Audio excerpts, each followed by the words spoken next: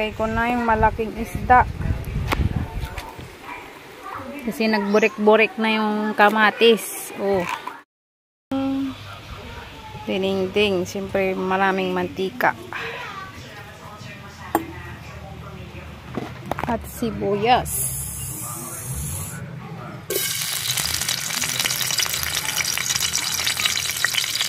Siyempre kamatis.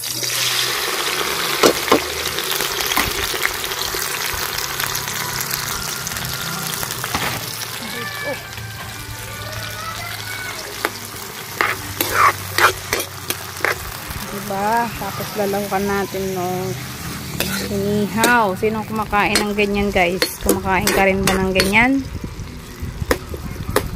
Pangmayaman lang to. Ang pagkain. Pag kumakain ka ng ganyan, mayaman ka din. Ayan. Takloban muna natin. Mamaya-maya.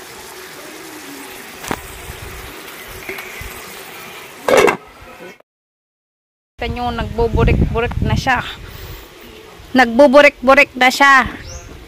Big sabihin, tunaw na yung kamatis. Lalagyan na natin ng bagoong. Anong bagoong isda?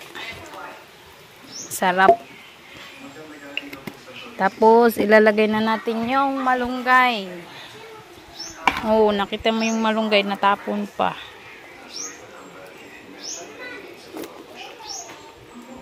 Ay, ilalagay yata muna ito. Ang sarap ng sabaw.